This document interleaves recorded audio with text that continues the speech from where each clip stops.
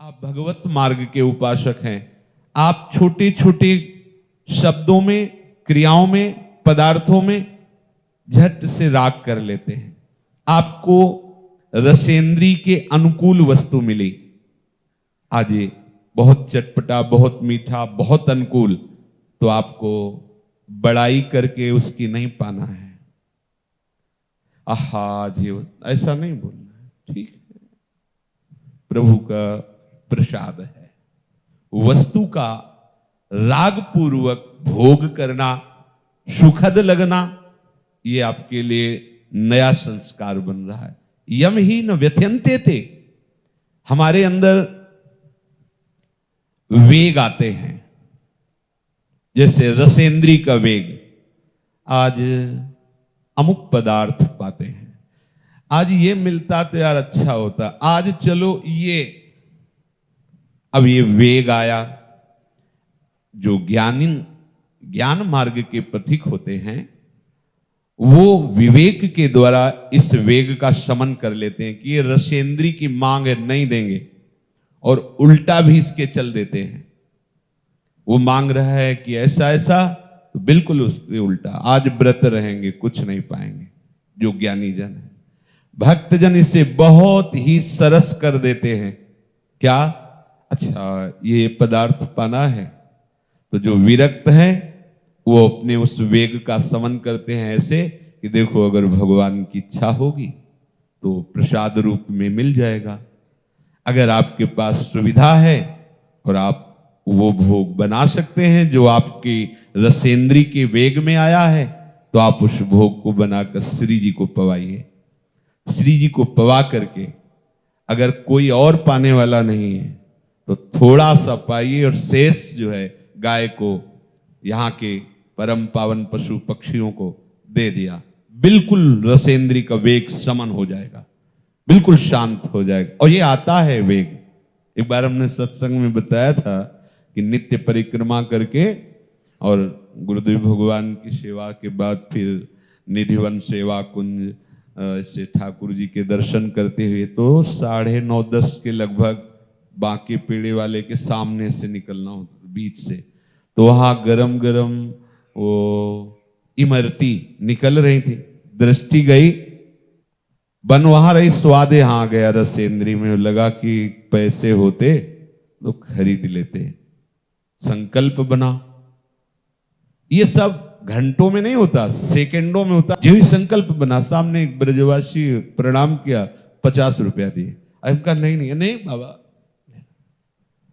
10 कदम आगे निकल चुके थे, लौटे, इमरती ली, और जब चले तो बहुत जलन हुई। संकल्प बना, पैसा मिला, इमरती ली। अब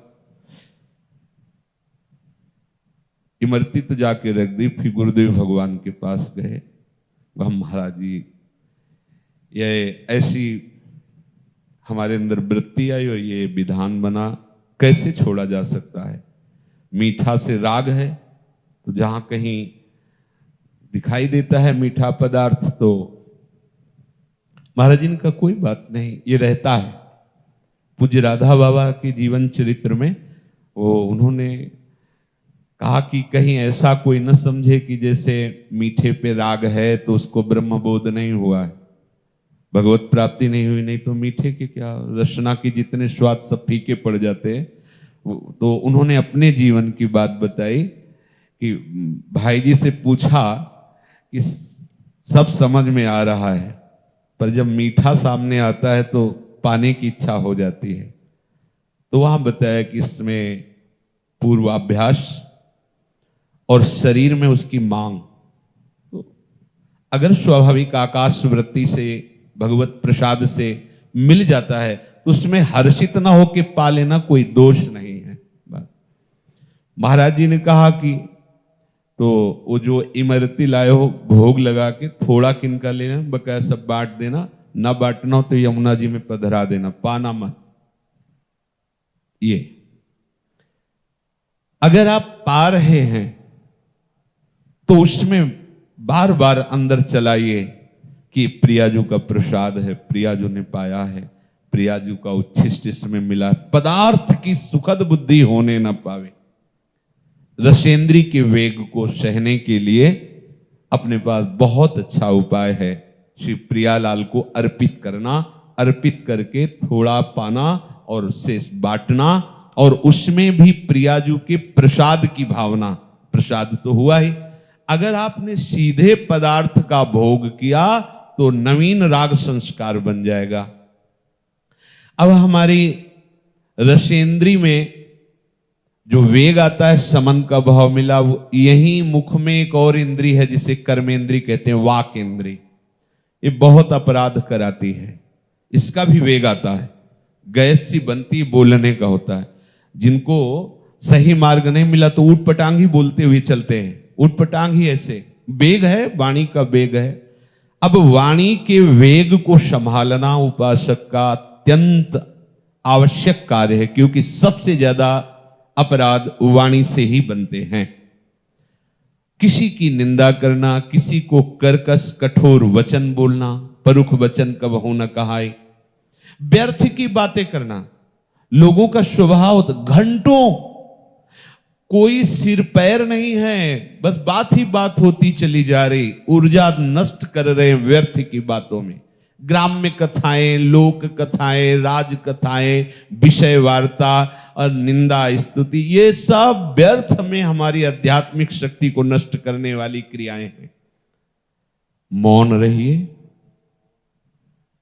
बोलने का बहुत अंदर से वेग आ रहा है, वाणी का वेग आता है, उस समय आप नाम कीर्तन कीजिए, उस समय आप वाणी का गायन कीजिए। श्रीमद चतुराशी जी, श्रीमद राधा सुधा निधि जी, श्री 42 लीला जी, महान, खूब जोर जोर से गाइए।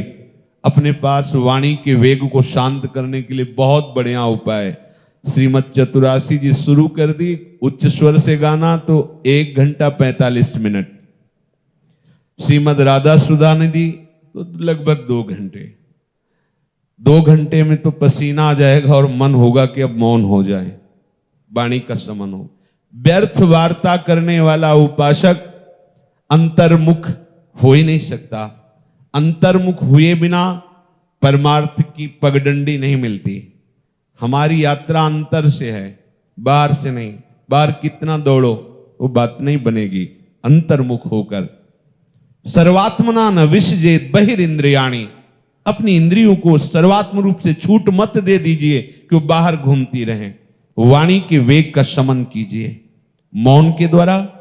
भगवन नाम कीर्तन, भगवत लीला गुणगान, भक्त चरित्रों का गायन, इसके सिवा मौन।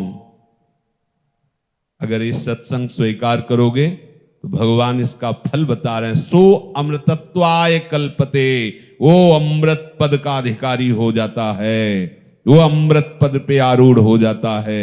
अभी हम मृत को स्वीकार किए हैं। शरीर मृत है, जन्मा है मृत्यु लोक में, इसका नाम मृत्यु है, मृत्यु लोक है। हाँ, यहां सब मृत है, जो देख रहे हो सब मृत है, सबका परिवर्तन होता है। अब हमारी श्रवणेंद्री का वेग आता है। संगीत सुने, अच्छे अच्छे गाने सुने या अनुकूल बातें सुने। हमें श्रवणेंद्री को भी बचाना है पर निंदा श्रवण से, स्वयं की प्रशंसा श्रवण से और विषय की बातें श्रवण करने से। बहुत बड़ा प्रभाव पड़ता है श्रवण का। इसीलिए भक्ति में सबसे पहली भक्ति की गई श्रवणम, कीर्तनम दूसरे में रखा गया है। और शरणागति के लिए उत्साह श्रवणेंद्री से ही होता है। श्रवण सुजस सुनियायऊ प्रभु भंजन भवभीर, त्राहि त्राहि आरति हरन सरन सुखद रघुवीर। जब हम अपने श्रवणेंद्री को भगवत चर्चा, भगवन नाम, भगवत भक्तों के चरित्र सुनाते हैं तो श्रवणेंद्री का वेग शमन करने की सामर्थ्य आ जाती है। नहीं तो यहां भगवत चर्चा हो रही है, कई उपासक अंतर्मुख होकर नींद की तरफ जा रहे होंगे, लेकिन जब कहीं दूसरे की बुराई या निंदा या ऐसी कोई बात हो रही हो तो आधा किलोमीटर दूर से भी सुनने की हम चेष्टा करेंगे, वो क्या बात कर रहे हैं, पूरी श्रवणेंद्री लगा देंगे और सामने बैठ करके भगवत चर्चा हो रही, सो जाएंगे। क्या सुना? बहुत अच्छा था। क्या बहुत अच्छा था? हाँ बहुत अच्छा था, बस आगे नहीं। आप देख लो इसमें है, क्योंकि बढ़िया समय है सुबह सुबह का और सब शांत है, तो ये आवाज माइक की भी उसको विक्षेप नहीं पहुंचाएगी, सो जाएगा। क्योंकि इस समय भागवतिक वातावरण है तो इंद्रियों को विश्राम मिलता है, और अगर वो भगवत मार्ग में प्रवीण नहीं तो तमोगुण निद्रा में प्रवेश कर जाएगी। इसीलिए देखो ना आप कथावार्ता, ये इंद्रियों का जो चांचल्य है इस समय स्वाभाविक भागवतिक वातावरण से समन हो रहा है, और आपकी आध्यात्मिक मार्ग की प्रवृत्ति बढ़ी नहीं है तो तमोगुण में चली जाएगी। तो हमारी श्रवणेंद्रिय इतनी प्रवीण हो, एक एक शब्द हमारे कान में जा रहा है। आहा, जिनके श्रवण समुद्र समाना, कथा तुम्हारी सुभग सरिनाना, भरे ही निरंतर हो ही न पूरे। जिनके श्रवण कैसे? बोले समुद्र के समान।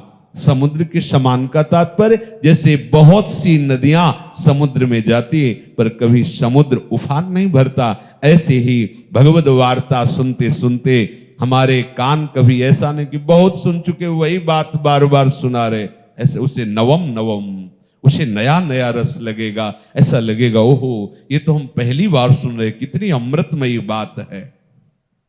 हम श्रवणेंद्रिय के वेग को इस तरह से समन करें। हमारी घ्राणेंद्रिय सुगंध चाहती है, बहुत बढ़िया उपाय है। श्री प्रियाजू की प्रसादी इत्र आदि, प्रसादी पुष्पमाला आदि, हम कोई भी सुगंध ऐसे लेकर के अमनिया प्रयोग ना करें, तो घ्राणेंद्रिय में जो सुगंध लेने का वेग है उसका शमन हो जाएगा। अब सबसे ज्यादा बिगाड़ करने वाली जो हमारी मनोवेग की वृत्ति है वो 5 ज्ञानेंद्रियों को लेकर के विचरण करती है प्रकृति में, विषयों में। अब इस मन के वेग को सहना बहुत कठिन होता है। ये जिस इंद्री किसी एक इंद्री को साथ ले ले तो आपको व्यथित करके अधीन कर लेगा, और इसमें कोई देर नहीं लगती। बचाने में देर लगा, लेकिन उस इमरती को देख करके पाने की लालसा और संकल्प ये सब ऐसे ही हो गया, समझ नहीं पाए क्या हो गया।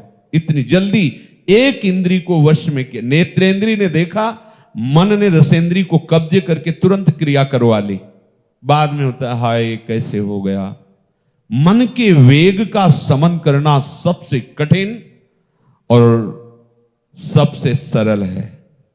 कठिन उनके लिए है जो स्वयं अन्य साधनों से करना चाहते हैं, लेकिन जिसने प्रभु की प्रियालाल के चरणों का आश्रय ले लिया है उसके लिए मन का समन करना कठिन नहीं है।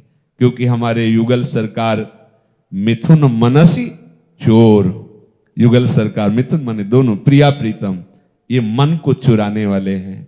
सावई मनः कृष्ण पदारविंदयो, हम अपने मन का समन प्रभु के चरणों से करें, प्रभु की आराधना से, प्रभु के नाम गुण कीर्तन कथन श्रवण से मन का समन होने लगता है।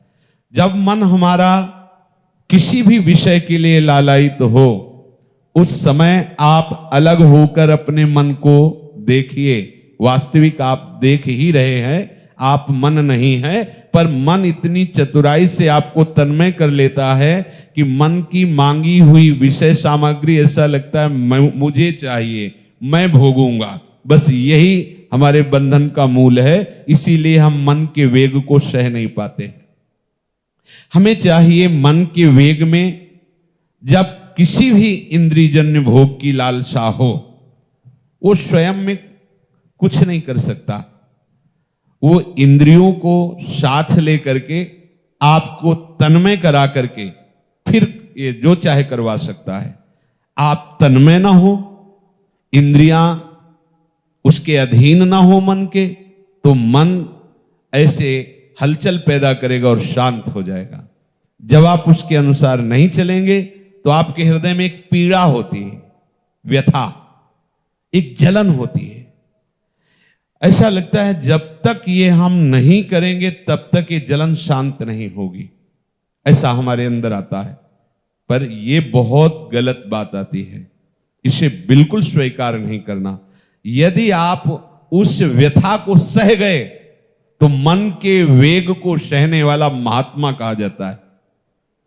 अगर मन के वेग में, मन की व्यथा में आप बह गए तो वही संसारी है, और जो मन की व्यथा को सह गया वही महात्मा है।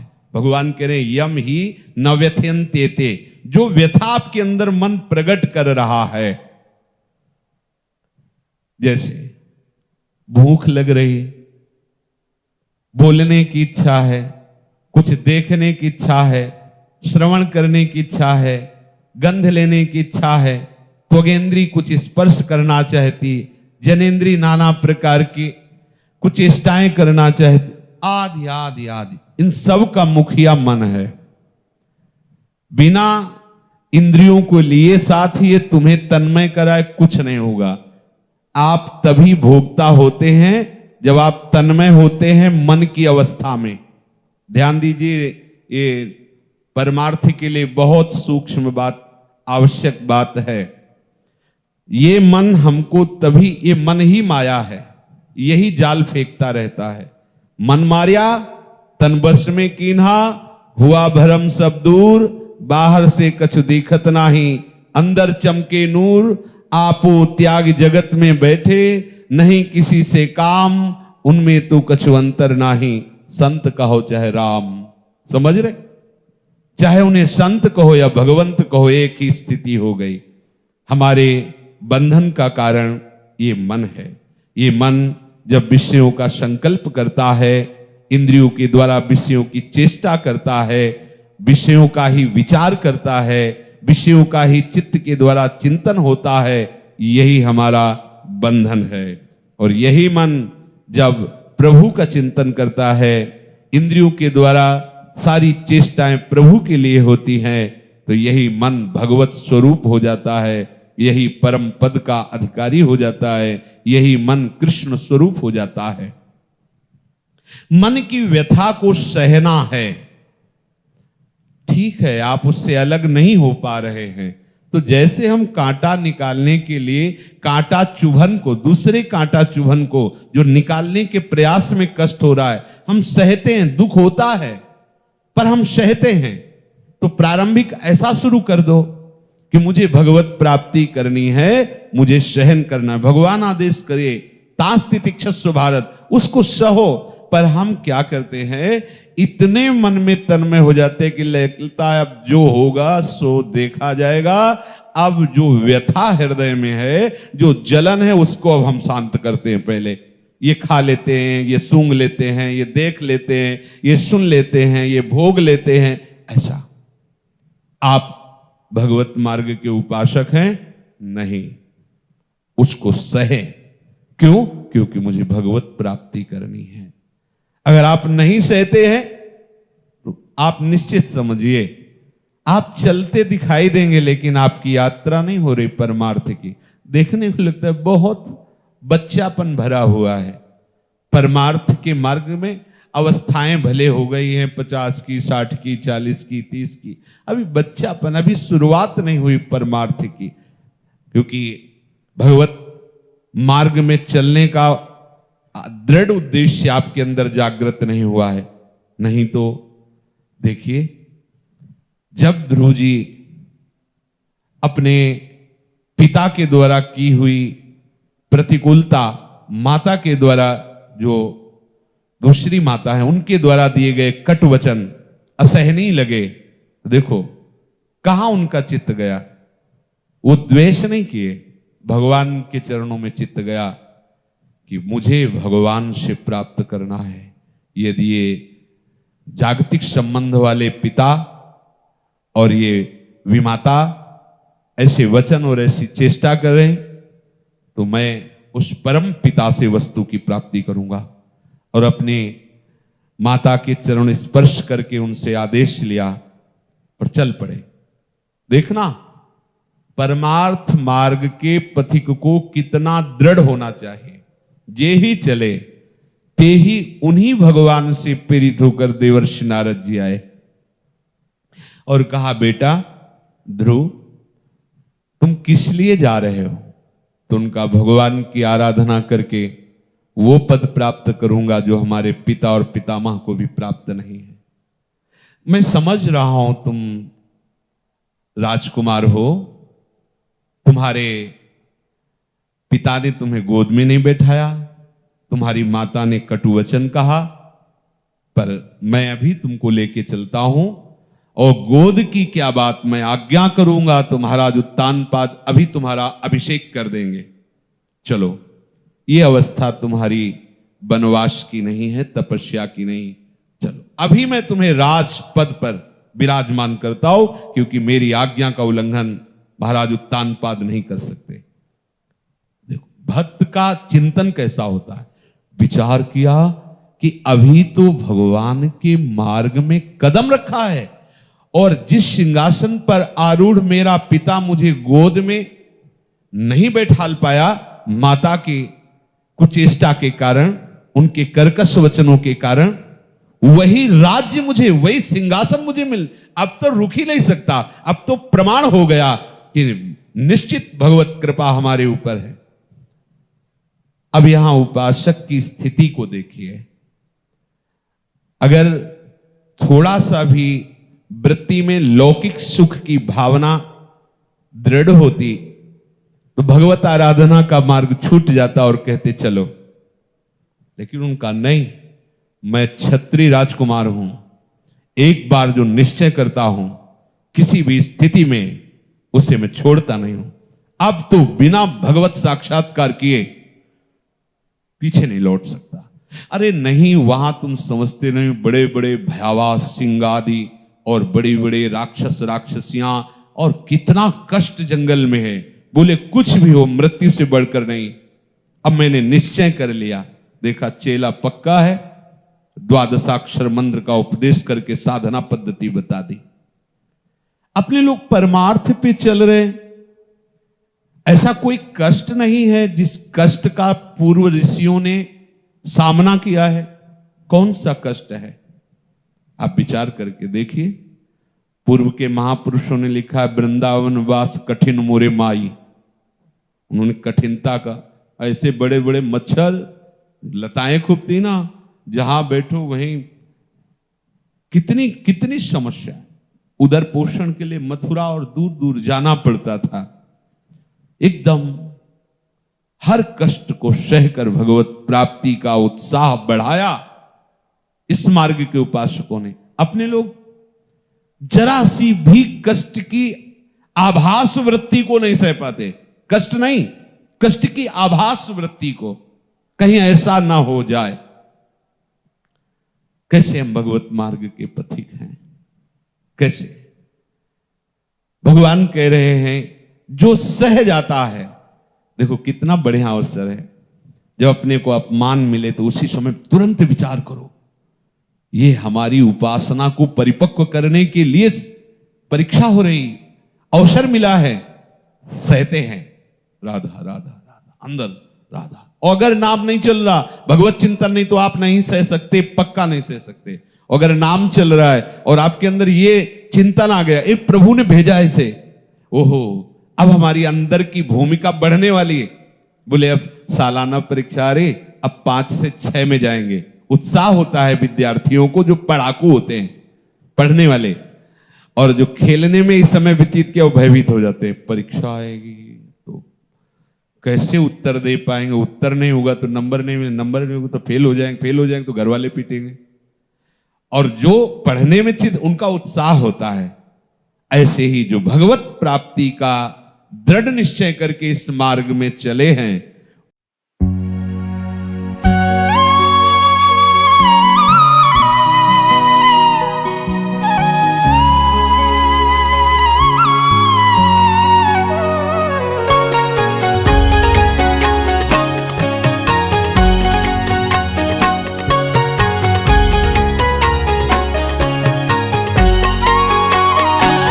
इससे पहले कि आए घड़ी आखिरी, इस इससे पहले कि आए घड़ी आखिरी, शाम आजा सुना दे मुझे बांसुरी।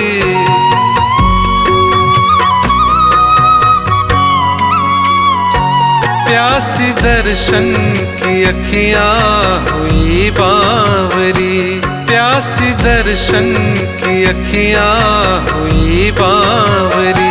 शाम आजा सुना दे मुझे बांसुरी।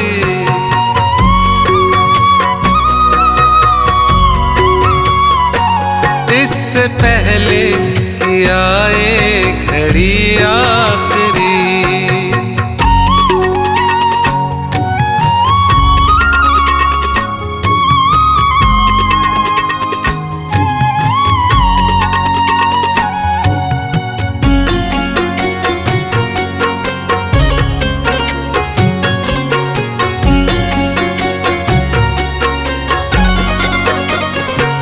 आंखें धुंधला गई, शाम सी ढल गई। आंखें धुंधला गई, शाम सी ढल गई। जिंदगी मेरी तुम बिन मुझे छल गई। आंखें धुंधला गई, शाम सी ढल गई। जिंदगी मेरी तुम बिन मुझे छल गई। जिंदगी मेरी तुम बिन मुझे छल गई। एक दफा तो दिखा दे सूरत सांवरी, एक दफा तो दिखा दे सूरत सांवरी। शाम आजा सुना दे मुझे बांसुरी।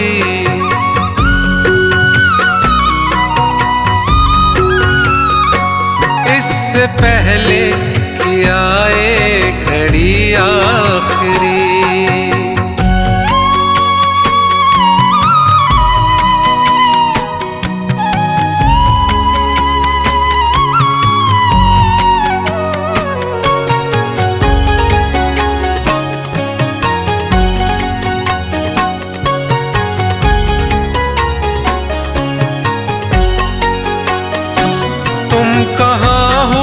बताओ हे परमात्मा, तुम कहाँ हो बताओ हे परमात्मा। तुमसे मिलने को भटके मेरी आत्मा। तुम कहाँ हो बताओ हे परमात्मा। तुमसे मिलने के मेरी आत्मा, तुमसे मिलने को भटके मेरी आत्मा। तेरे चरणों की चाहूं सदा चाकरी। तेरे चरणों की चाहूं सदा चाकरी। शाम आजा सुना दे मुझे बांसुरी।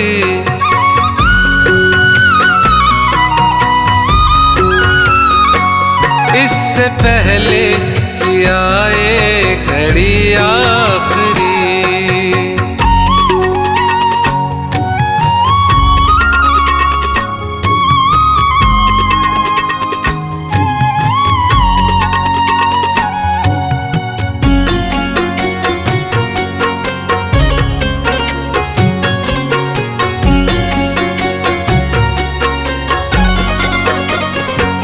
अपनी राधा की खातिर हो छलिया बने।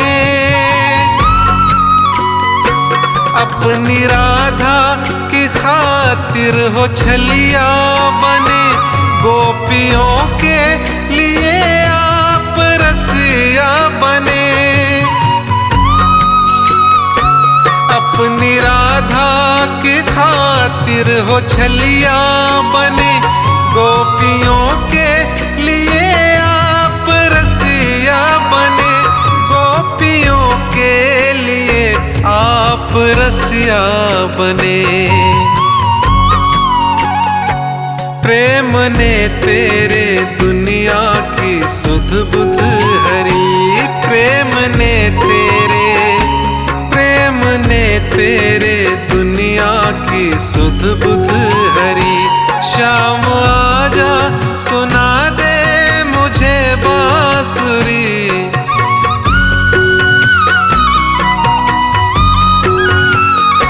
प्यासी दर्शन की अखियां हुई बावरी।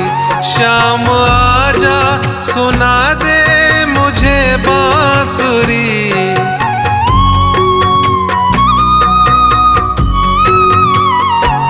इससे पहले कि आए घड़ी आखिरी।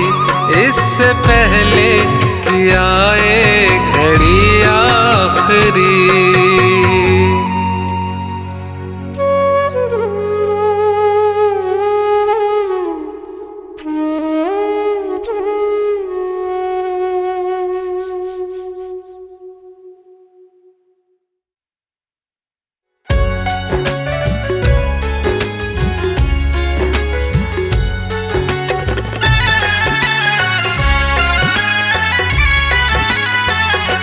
विनती सुन लो बाके बिहारी, विनती सुन लो बाके बिहारी। कर दो बेड़ा पार, कर दो बेड़ा पार। द्वारका वाले पालनहारी, द्वारका वाले पालनहारी। कर दो बेड़ा पार, कर दो बेड़ा पार। विनती सुन लो बाके बिहारी, कर दो बेड़ा पार।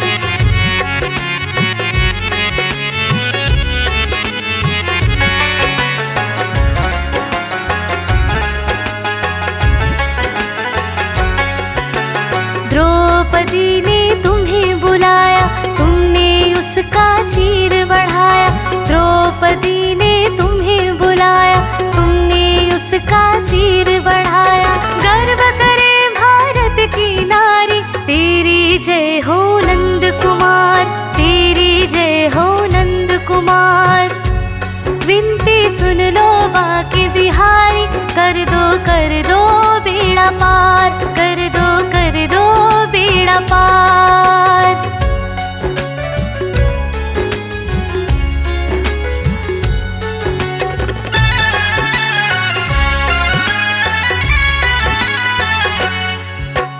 तेरे द्वार सुदामा आया, तूने उसको गले लगाया। तेरे द्वार सुदामा आया, तूने उसको गले लगाया। तुमने खूब निभाई यारी, तेरा माने सब उपकार, तेरा माने सब उपकार। विनती सुन लो बाके बिहारी, कर दो बेड़ा पार, कर दो बेड़ा पार।